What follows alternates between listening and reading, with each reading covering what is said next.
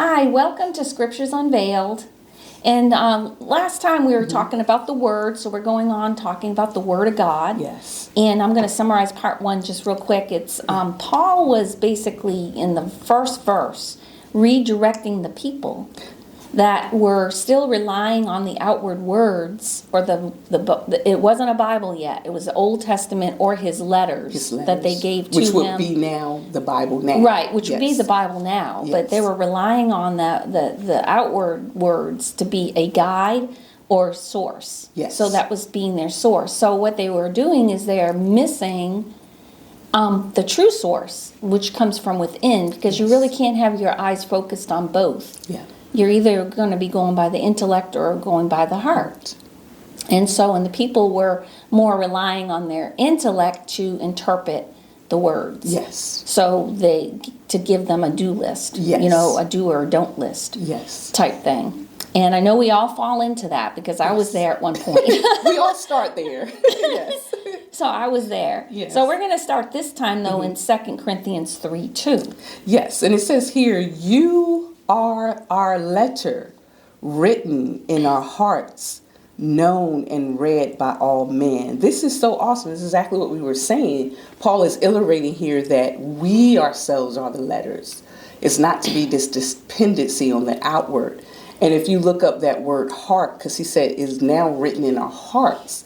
And if you break down that word heart in Greek, it actually means inner self. Wow. It's written on the inner self.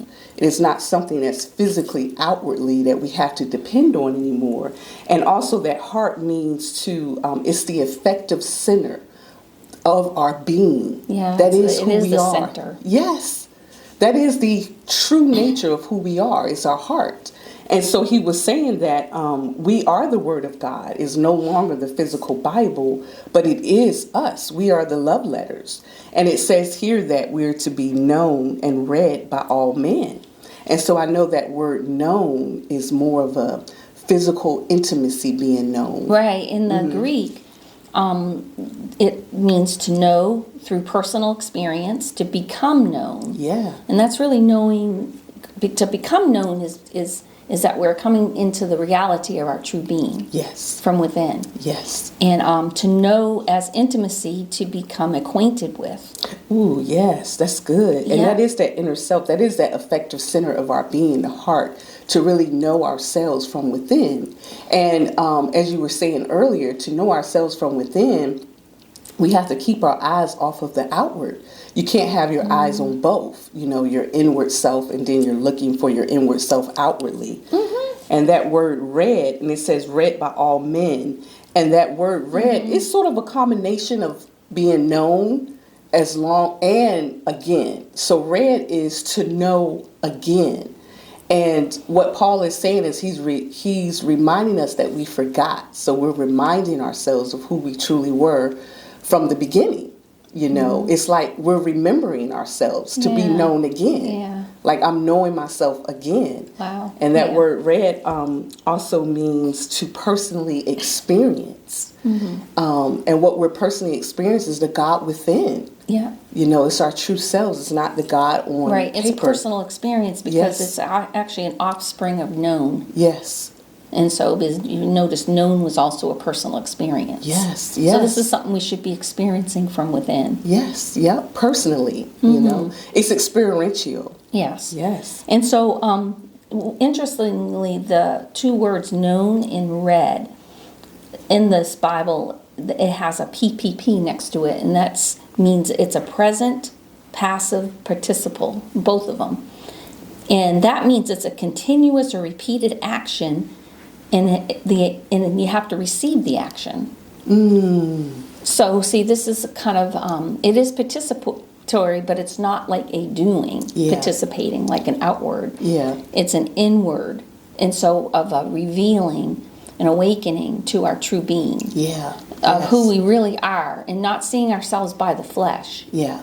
But seeing ourselves, like loving ourselves. Yes. Loving ourselves unconditionally. We really need to love ourselves. Yes. Yes. And when we can love ourselves unconditionally, then that's when love flows. Yes. And you can then easily just You just become love. Yes, You we just are know love. that you are love. Yeah. You don't have to try to It's love. not that separation anymore. Yes, Yeah. you are love. Yes. And so, so this is the type of participation we're talking about. And you had said before it was kind of like a humanity receiving our divinity. divinity. Because we've always known ourselves just as our human nature, but never our divine. And this is why the scriptures are written on our hearts now, because we would know the divine from us personally. It's Yeah. like our human nature experiencing the divine through our human experiences. So we're both. We're both human and we're both divinely God. And so it's like the human nature is receiving that divinity within our hearts.